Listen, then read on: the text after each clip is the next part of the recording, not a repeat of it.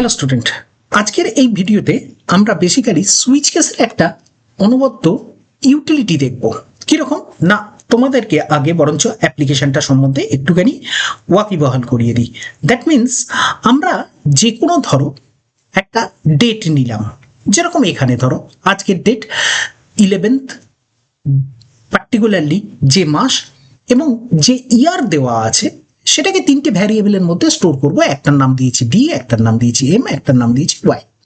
আমাদের কি করতে হবে না, আমাদের কাজ হচ্ছে যে বছরই দেওয়া থাক না কেন সেই বছরের ফার্স্ট ডে অফ জানুয়ারি থেকে আজকে পর্যন্ত, মানে 11th জুন পর্যন্ত কতগুলো ডে আমরা স্পেন্ড করে এসেছি সেটা আমাদের বার করতে হবে।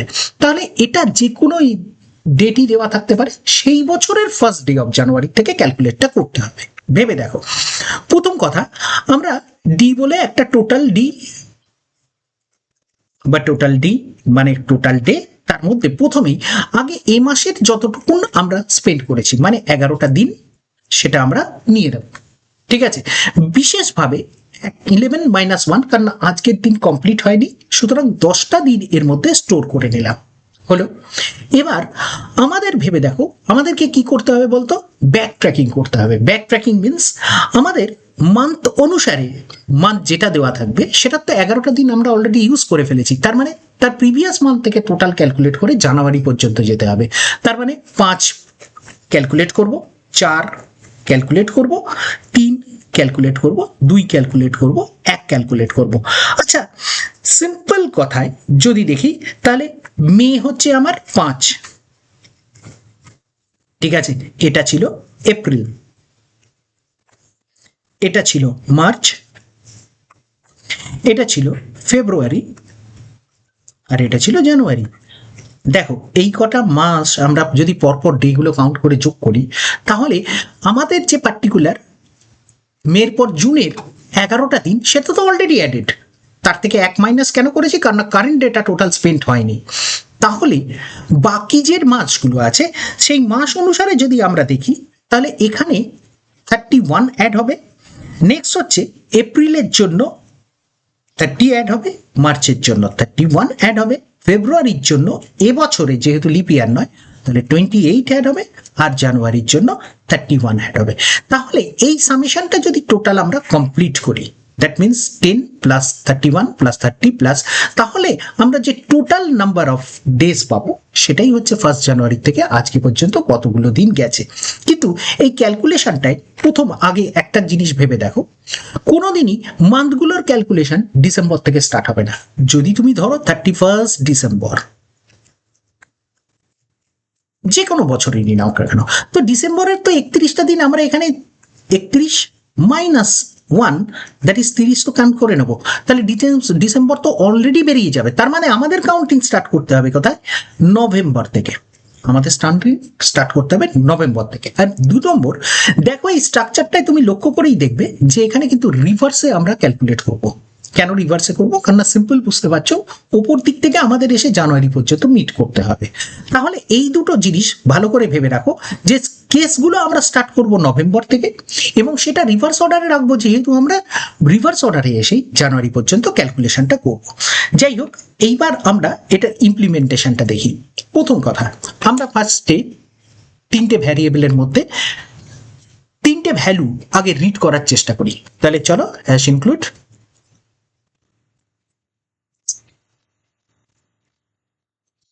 stdio.h int main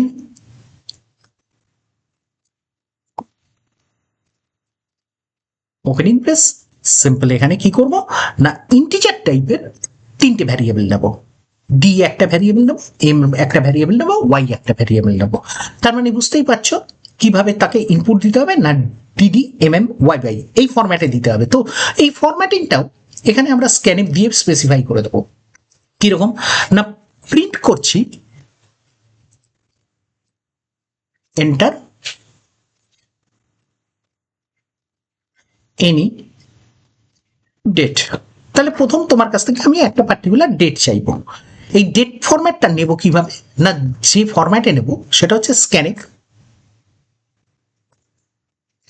এখানে ভালোভাবে দেখে দেখো, আমাদের সাধারণত ডেটের মধ্যে আমরা ব্যাকস্ল্যাশ দিই, মানে প্রথমে ডেট, তারপর ব্যাকস্ল্যাশ, তারপর মান্থ, তারপর আমরা দিই ইয়ার ভ্যালুটা।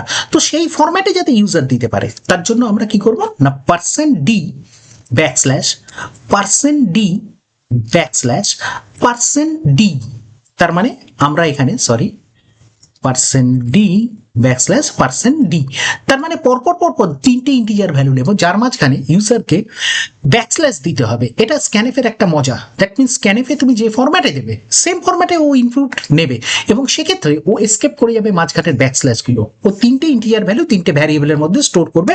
অবশ্যই আমাকে সেখানে ভ্যারিয়েবলগুলো অর্ডারলি রাখতে হবে। তাহলে অ্যাম্পারসেন্ট আমি লিখব ডি কমা অ্যাম্পারসেন্ট অবশ্যই এম, আর লাস্ট থাকবে $y। এক্ষেত্রে লিপিয়ারের প্রশ্ন উঠবে। লিপিয়ার ক্যালকুলেশনে আগেই জানিয়ে রাখি, আমরা সিম্পল কি করব না, লিপিয়ার ক্যালকুলেশনের জন্য আমরা জাস্ট 4 দিয়ে ভাগ যাচ্ছে না যাচ্ছে না এইটুকুনি ক্যালকুলেট করব। এখানে total number of days, taught days বলে একটা ভ্যারিয়েবলের মধ্যে আমরা স্টোর করে রাখবো। তাহলে প্রথমে তোমাদেরকে কিছুক্ষণ আগে যখন দেখাচ্ছিলাম, আগে একটা কাজ করি, রিটার্ন 0টা লিখে রাখি যাতে এটা লাস্ট পর্যন্ত ভুলে না যায়। তাহলে আমরা প্রথম কি করব না, ক্যালকুলেশন স্টার্ট করছি। প্রথম হচ্ছে টট ডেজ ভ্যারিয়েবলটার মধ্যে আমরা ডিতে তুমি যে ভ্যালুটা দিয়েছো -1, মানে একদিন বাদ দিয়ে সেটা স্টোর করবো, কারণ কারেন্ট ডেটটা তুমি যেটা দিচ্ছ সেটা কিন্তু আমি ধরবো যে টোটাল স্পেন্ড হয়নি। তাহলে এই অবস্থায় টট ডেটস -1। এবার সুইচের মধ্যে আমি সিম্পল কি করব না, এক্সপ্রেশন হিসেবে এখানে দেব মান্থের যে ভ্যালুটা দিয়েছো -1। কেন -1 করছি আবার মনে করিয়ে দিই। -1 করার মেন উদ্দেশ্য হচ্ছে আমি যে পার্টিকুলার সুইচ কেসটা এখানে ইউজ করব, সেই সুইচ কেসের সঙ্গে মান্থটা অলরেডি আগে টট ডেটসের সঙ্গে কারেন্ট মান্থটা ক্যালকুলেট হয়ে গেছে। সুতরাং আমরা এই পার্টিকুলার ক্যালকুলেশনটায় এখন শুধু যে পোর্শনটা বাকি রয়েছে ক্যালকুলেট করা সেটা করব। আর কিছুক্ষণ আগে বলছিলাম যে ডিসেম্বর আমরা ক্যালকুলেট করবো না, আমরা কেস স্টার্ট করব কোথা থেকে, নভেম্বর থেকে। তার মানে নভেম্বরের মান্থ হচ্ছে 11। তাহলে 11-এর জন্য আমরা কি করব না, টট ডেজ এটার সঙ্গে প্লাস ইকুয়াল টু, মানে শর্ট হ্যান্ড ইউজ করছি, টট ডেজের এক্সিস্টিং ভ্যালুর সঙ্গে কত যোগ করব না, নভেম্বরের জন্য 30 অ্যাড করব। কিন্তু এখানে কিন্তু আমি ব্রেক স্টেটমেন্ট দেব না। কেন দেব না, কারণ বুঝতেই পারছো নেক্সট অক্টোবরেরটাও যোগ হবে। যদি নভেম্বর থেকে কাউন্টিং স্টার্ট করি তাহলে টট ডেটসের সঙ্গে আমরা প্লাস ইকুয়াল টু করে এখানে 31 অ্যাড করে দেব। এবার জাস্ট আমরা এই ওপরের থেকে কপি করে করে নিচে নামাতে থাকি। এবার নেক্সট আমাদের ক্যালকুলেশন কার জন্য না, 9-এর জন্য। টট ডেটসের সঙ্গে 30 অ্যাড হয়ে যাবে 9-এর করসপন্ডিং। নেক্সট আমরা 8-এর জন্য 31 অ্যাড হবে। নেক্সট আমরা 7-এর জন্য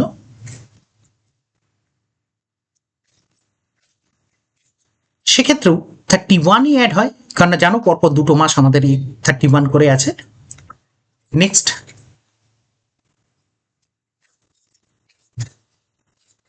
6 মান্থের জন্য 30 অ্যাড হবে।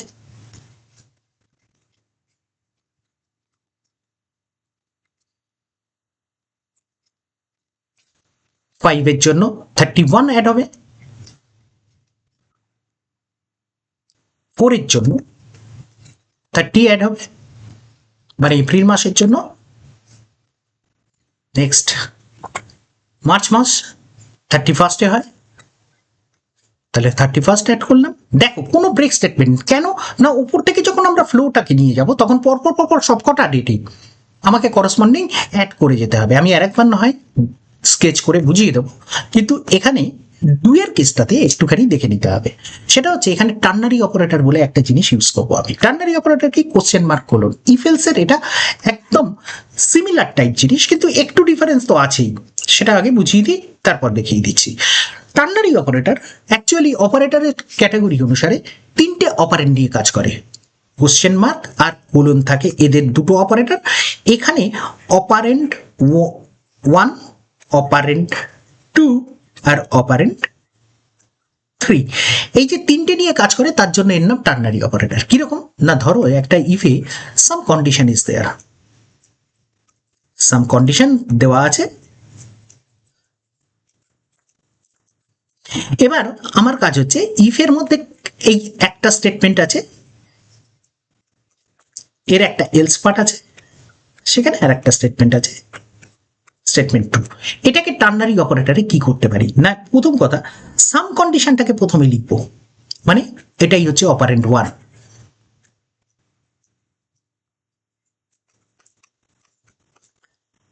তার পাশে কোশ্চেন মার্ক দেবো, তার পাশে যদি ট্রু হয় কন্ডিশনটা তার জন্য স্টেটমেন্ট 1 এক্সিকিউট হবে, আর কোলনের পর স্টেটমেন্ট 2 এক্সিকিউট হবে, লাস্টে semicolon.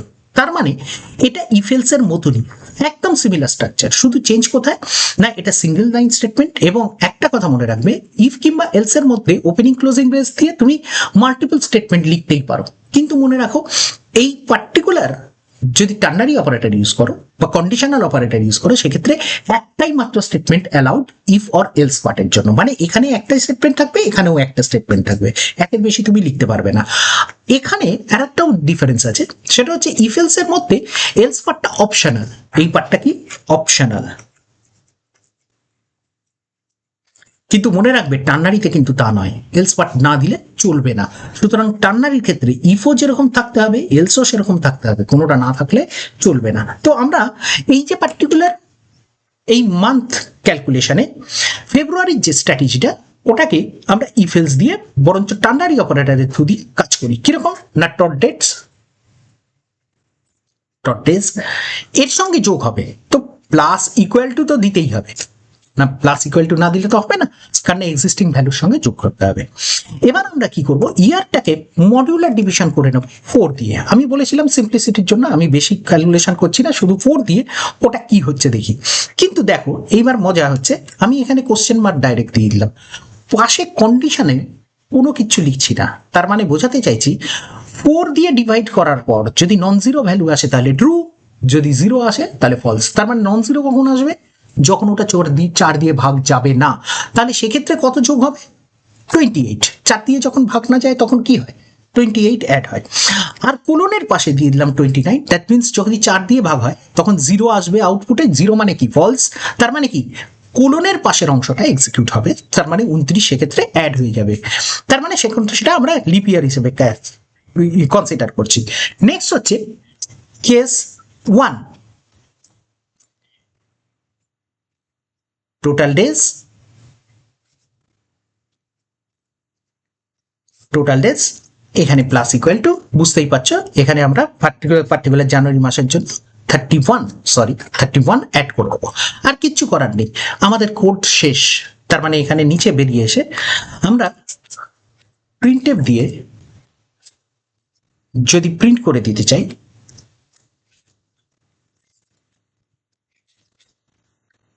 Total number of days from January 1st, আমি একটু শর্ট হ্যান্ডে লিখলাম, তাহলে সেটা কত পার্সেন্ট দিয়ে এখানে যেটা প্রিন্ট করব সেটা হচ্ছে ওই পার্টিকুলার ডট ডেজের ভ্যালুটা, তাহলে এখানে লিখে দিলাম ডট ডেজ। ঠিক আছে, তার মানে আমাদের টোটাল ক্যালকুলেশন এবং হয়ে গেল। কিন্তু ক্যালকুলেশনের মাহাত্ম্যটা বোঝবার চেষ্টা করবো, এখানে কিন্তু আমি ব্রেক স্টেটমেন্ট ইউজ করিনি, এবং পারপাসলি ব্রেক স্টেটমেন্ট না ইউজ করে কি ইউটিলিটি পাও সেটাই আমার ফোকাস করার উদ্দেশ্য। এই ক্ষেত্রে আমি পার্টিকুলার আজকের ডেটটা দিয়ে দিই, আমি আগে কম্পাইল করে নিই।